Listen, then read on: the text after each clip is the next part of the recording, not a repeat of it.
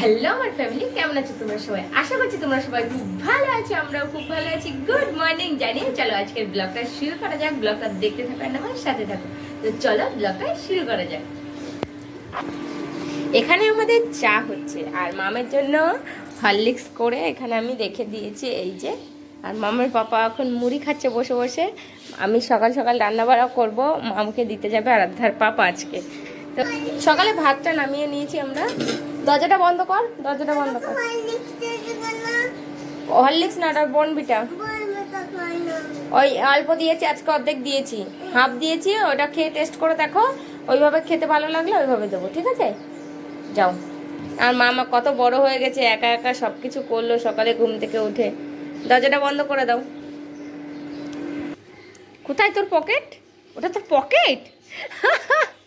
জামাটা ভিজে গেছে সকালবেলা একা একা ছুচু করতে গিয়ে জামাটা ভিজে গেছে, তাড়াতাড়ি খুলতে হবে। আসো খেয়ে নাও। আমাদের দুজনের চা, মানু চায়ে, ওটা আমার চায়ে। মানু মুড়ি দিয়ে চা খায়, মানু বিস্কুট দিয়ে চা খায় না। ওই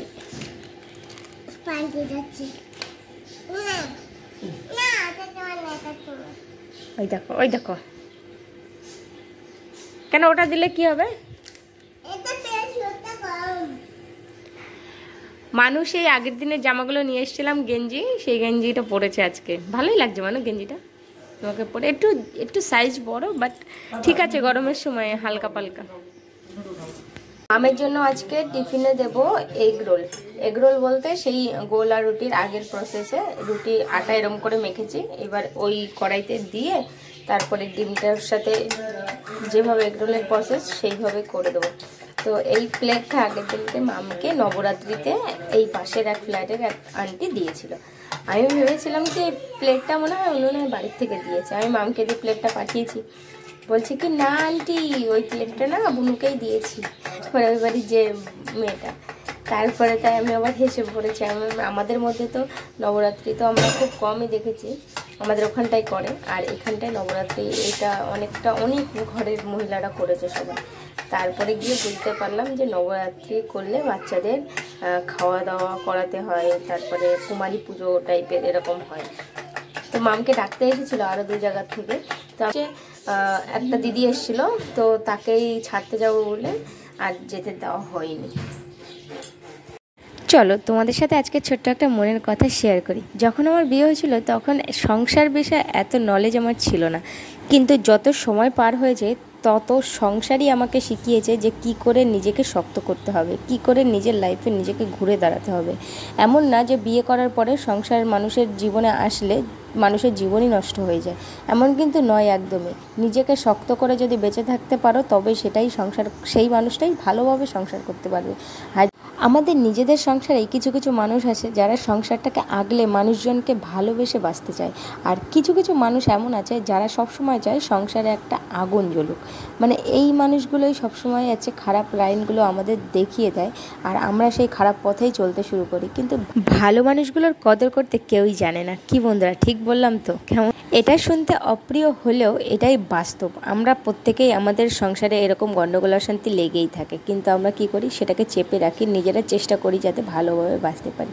তো যাই হোক বন্ধুরা, কথা বলতে বলতে আমার মামের টিফিন তৈরি হয়ে গেছে। ছোট্ট একটুখানি মনের কথা তোমাদের সাথে শেয়ার করলাম। কেমন লাগলো? মনে তোমাদেরও যদি কোনো এরকম গল্প থাকে আমার সাথে শেয়ার করতে পারো, কোনো ব্যাপার না। তুমি খেয়ে নেবো এখন? আচ্ছা, এই যে হচ্ছে মামের টিফিন রেডি। হাওয়ার তলায় একটুখানি থাকুক।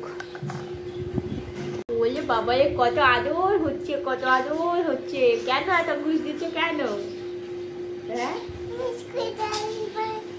তোমার ঘুষ দাও তাই না? বদমাইশ করবো না, পাপার সাথে ঝগড়া করতে পারবো। ও বাবা, পাপার সাথে ঝগড়া করে আমার নাক চিঠি। ও বাবা বলো, ও পাগল বুড়ো আছে। একটা বুড়ি বলো। ও বুড়ি, ওটা আছে বুড়ো হাতি। চলো চলো বাবা, লেট হয়ে যাচ্ছে।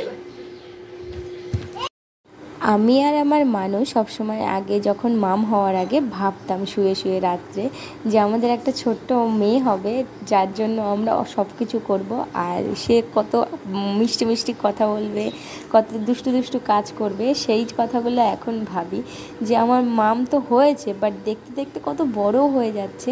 এই যে 4 বছর হতে গেল প্রায়, আর আমরা মানে বুঝতেই পারছি না যে কোথা দিয়ে আমাদের সময়টা বেরিয়ে যাচ্ছে। ছোটোবেলাটা কোথা দিয়ে কেটে গেল কিছুই বুঝতে পারলাম না। তো সত্যি খুব মিস করি সেই ছোট্ট ছোট্ট দিনের কথাগুলো মনে করে। আর আমাদের সময় তো আমরা কোনো রকম ছোটোবেলার কোনো স্মৃতি রাখতে পারিনি আমার বাবা মা, আর এখন চেষ্টা করব মামের জন্য অনেক কিছু করে রাখার। ব্লগটা ভাবছি আর কন্টিনিউ করব না, এখানেই শেষ করে দিচ্ছি। ভালো লাগলে প্লিজ কমেন্ট করো, লাইক করো আর শেয়ার করে অনেক অনেক ভালোবাসা দিও তোমার।